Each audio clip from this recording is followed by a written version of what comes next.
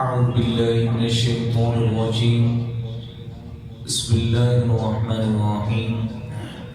الصلاة والسلام عليك يا سيدي يا رسول الله وعلى آلك وصحبك يا سيدي يا حبيب الله بحمده تعالى کل کی ویڈیو میں ہم سورہ فاتحہ کی تصویر کے متعلق بات کر رہے تھے اور ہم پہنچے تھے ایاک نعبد. آج بھی انشاءاللہ العزیز اسی پر بات ہوگی.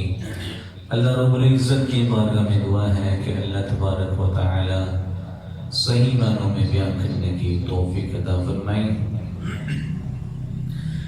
کل ہم بات کر رہے تھے ایاک نعبد پر کہ اللہ رب العزت کی بارگاہ میں جب ہم حاضر ہوتے ہیں تو خلوص نیت کے ساتھ حاضر ہونا چاہیے، اس میں ریاکاری نہیں ہونی چاہیے. تو ایک بندہ رب کی بارگاہ میں حاضر ہو کر باوضو اس کی بارگاہ میں ہاتھ باندھ کر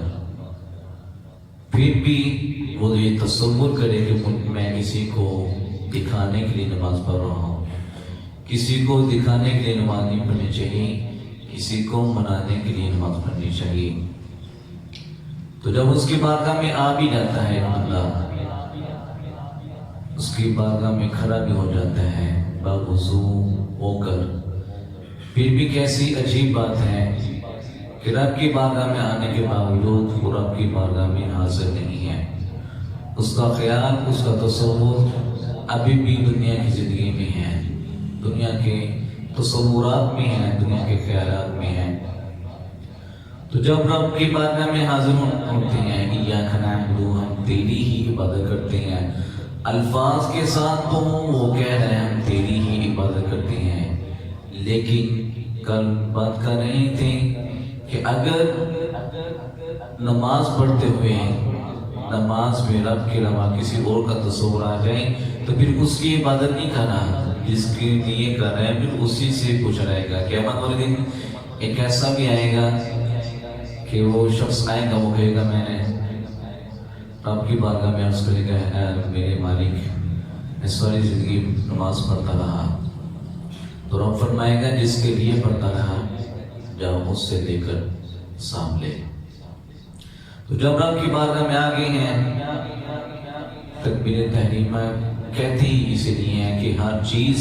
ہر جائز چیز وہ حرام ہو جاتی ہے، ہر حلال چیز وہ حرام ہو جاتی ہے. جب تکبیر تحریمہ کا مطلب ہے ہر چیز حرام ہو گئی ہے. اب صرف رب کی ذات کے ساتھ دو لگاؤں. جب ہاتھ اٹھاتے ہیں تو اس کا تصور ایسا ہونا چاہیے کہ مالک تیری بارگاہ میں آ گئے ہیں اور ہم نے ہاتھ کھڑے کر دیے ہیں، ہر گناہ سے اب تیری رحمت کی امید ہے، ہمیں بخش دے. اور ہم اپنے کانوں کو ہاتھ لگا کر اس کی بارگاہ میں کھڑے ہو جاتے ہیں، ہاتھ باندھ لیتے ہیں. جب ایک بندہ غلطی کرتا ہے، ایک بچہ غلطی کرتا ہے تو ماں باپ کے سامنے جب کانوں کو ہاتھ لگا کر کھڑا ہو جاتا ہے، اس کا یہ تصور ہوتا ہے کہ میرے ماں باپ جب مجھے اس حالت میں دیکھیں گے مجھ پر نظر رحمت بھی کریں گے، شفقت بھی فرمائیں گے اور مجھے معافی بھی کریں گے. یہی حال بندے کا ہوتا ہے جب اس کی بارگاہ میں کھڑا ہوتا ہے تو کانوں کو ہاتھ لگاتا ہے اے میرے مالک مجھے معاف کر دے، میں ہر گناہ سے، ہر برے عمل سے توبہ کرتا ہوں. تو جب یہ تصور کر آپ نماز پڑھیں گے تو اس کی بارگاہ میں حاضری دیں گے تو ضرور اللہ تعالیٰ کی رحمت کے آپ امیدوار بھی ہوں گے. اللہ تعالیٰ کی رحمت بھی آپ پر برسے گی اور اللہ تعالیٰ فرشتوں کے سامنے فخر کرے گا کہ دیکھو فرشتوں کہ تم کہتے تھے یہ دنیا میں کون ایسے کرے گا، یہ دیکھو گناہ کر کر پھر بھی میری بارگاہ میں حاضر ہو گیا ہے. صبح گناہ کیا، ظہر کے ٹائم پھر آ گیا میری بارگاہ میں، پھر ظہر کے بعد پھر گیا، پھر اس نے گناہ کیا، عصر کے ٹائم پھر آ گیا، پھر مغرب ٹائم پھر آ گیا، پھر عشاء ٹائم، پھر ساری رات ایسے ہی بغیر کسی توجہ کے وہ اللہ رب العزت کی بارگاہ سے دور رہا وہ ساری رات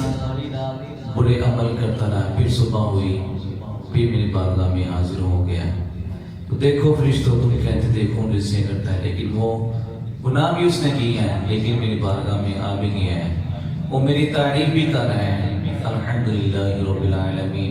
الرحمن الرحیم، مجھے پکار بھی رہا ہے، اور میری بارگاہ میں رکوع بھی کر رہے ہیں، سجدہ بھی کر رہے ہیں۔ اب میری رحمت کوئی بدگوارا نہیں کہ وہ میری بارگاہ میں آئے بھی، سجدہ بھی کرے، وہ مجھے رحمان کی صفت سے پکارے بھی، رحیم کی صفت سے پکارے بھی،